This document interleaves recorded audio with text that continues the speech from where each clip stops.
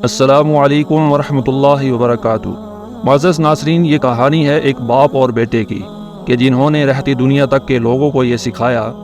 کہ سچا ایمان کیا ہوتا ہے، جنہوں نے اللہ کی رضا کے لیے اپنا تن من دھن سب کچھ قربان کر دیا۔ یہ باپ ایک عظیم شخصیت جد الانبیاء حضرت ابراہیم علیہ السلام تھے، اور ان کے ساتھ ایک عظیم اور ایسی قربانی پیش کرنے کے لیے تیار کہ جس کی دنیا میں آج تک کوئی مثال نہیں ملتی۔ ان کے بیٹے حضرت اسماعیل علیہ السلام تھے۔ یہ قصہ ہمیں بتاتا ہے کہ اللہ کی محبت میں کیسے ہر چیز کو قربان کیا جا سکتا ہے۔ آئیے اس واقعے کو سنیں اور سیکھیں کہ ایمان کی قوت کیا ہوتی ہے۔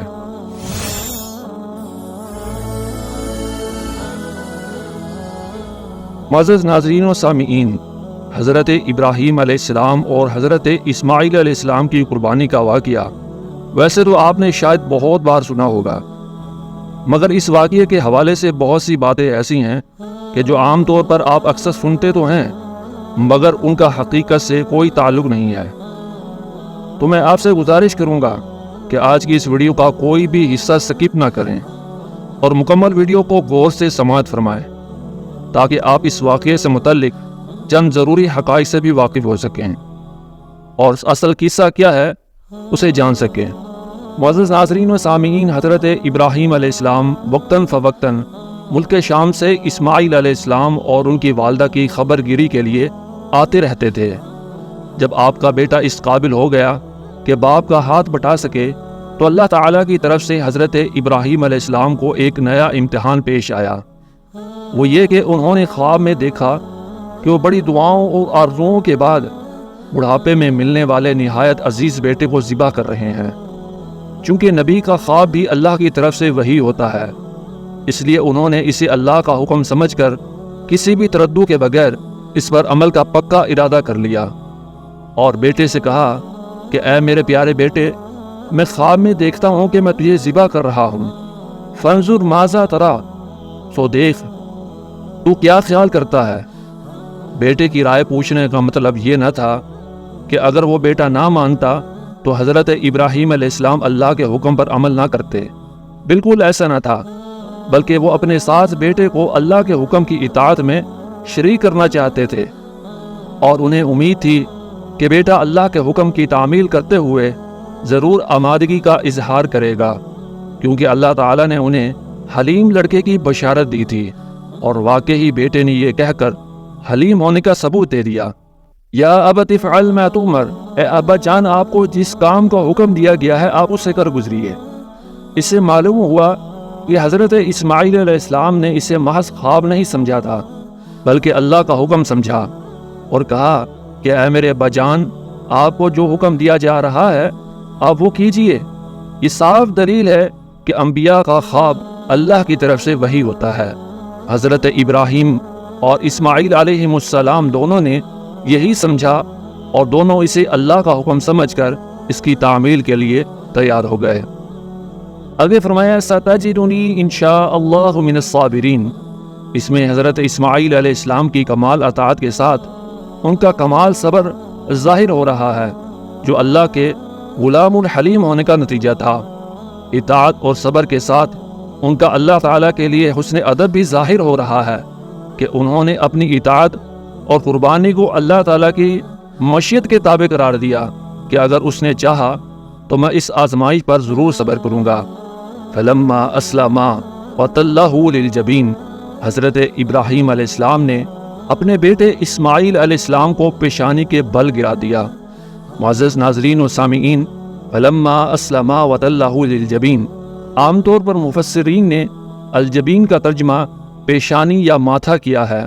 اور کہا گیا ہے کہ حضرت ابراہیم علیہ السلام نے اپنے بیٹے کو اوندھا اس لیے لٹایا، الٹے منہ اس لیے لٹایا کہ ذبح کرتے وقت اس کا چہرہ دیکھ کر کہیں دل میں رقت اور ہاتھ میں لرزش پیدا نہ ہو جائے۔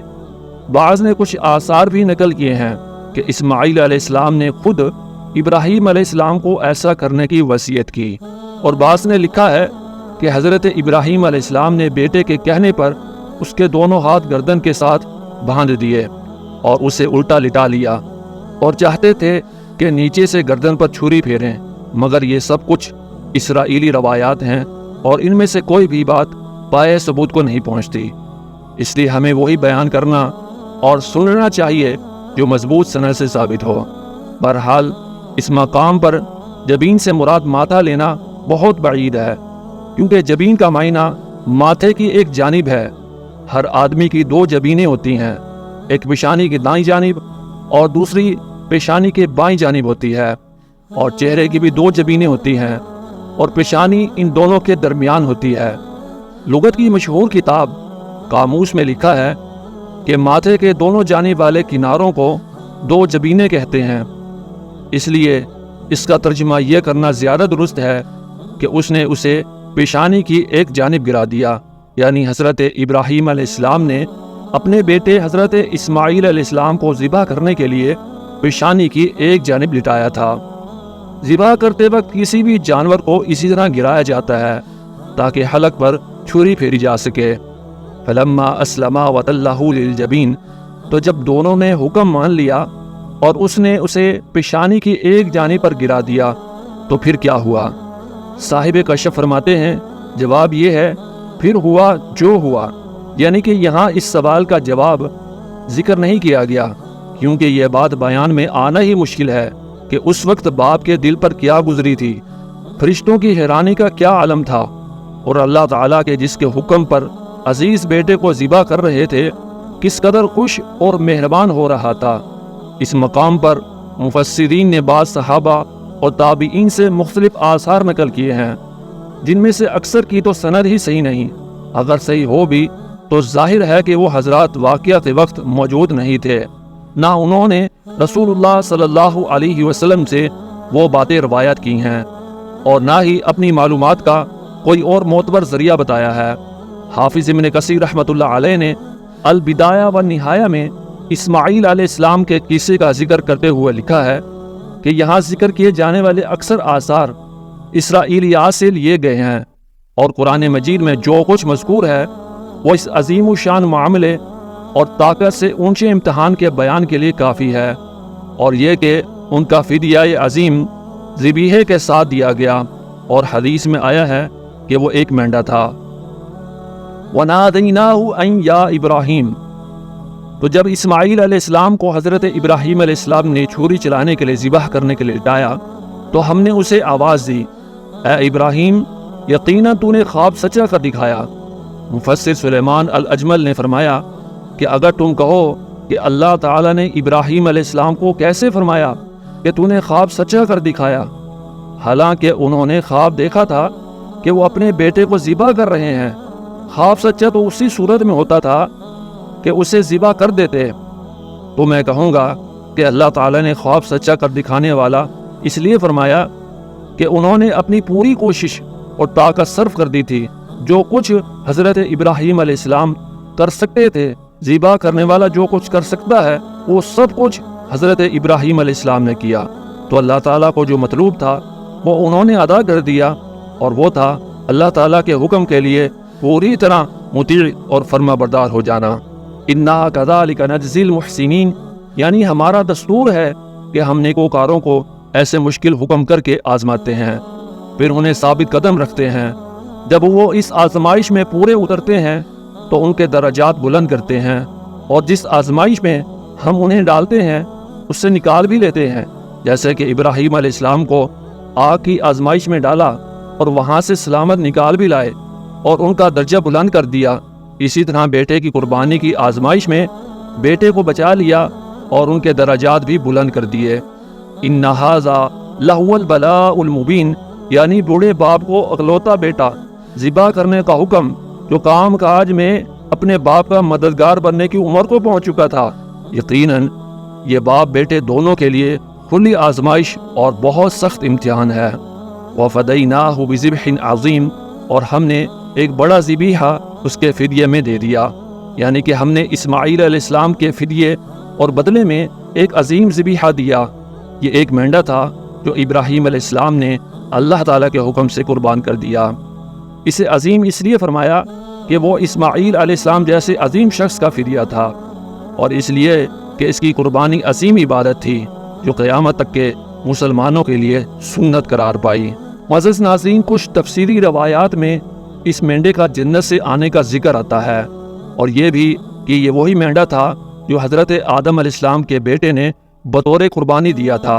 وہ جنت میں پلتا رہا اور اس موقع پر ابراہیم علیہ السلام کے لیے اتارا گیا، اور بعض نے کہا ہے کہ یہ ایک پہاڑی بکرا تھا جو پہاڑ سے اتارا گیا تھا، مگر یہ تمام روایات اسرائیلی روایات ہیں جن میں سے کوئی بھی پائے ثبوت کو نہیں پہنچتی۔ رسول اللہ صلی اللہ علیہ وسلم سے ایک بھی ثابت نہیں ہے۔ ہاں، یہ ثابت ہے کہ وہ مینڈا سینگوں والا تھا، جیسا کہ مسند احمد کی صحیح حدیث کے اندر اس کا ذکر ملتا ہے۔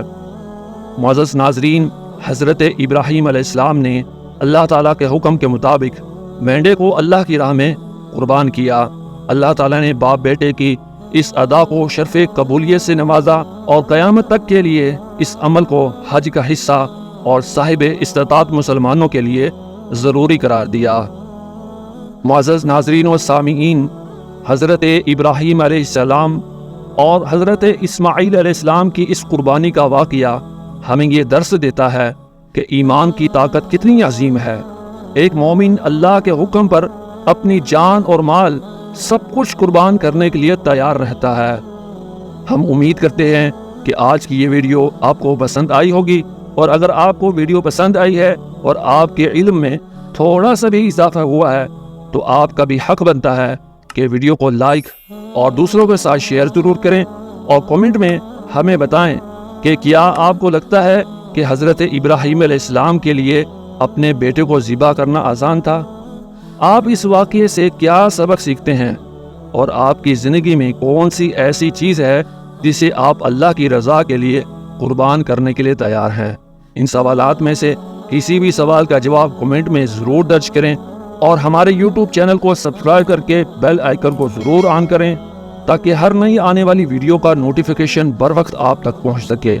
تو ملیں گے اگلی ایک اور ویڈیو میں، تب تک کے لیے اجازت دیجیے۔ اپنا بہت سا خیال رکھیے، ہمیں بھی اپنی دعاؤں میں یاد رکھیے۔ ہماری طرف سے تمام مسلمانوں کو عید الاضحیٰ کی ایڈوانس میں مبارک ہو۔ اللہ تبارک و تعالی ہم سب کی قربانیوں کو اپنی بارگاہ کے اندر قبول فرمائے، آمین ثم آمین۔ السلام علیکم ورحمۃ اللہ وبرکاتہ۔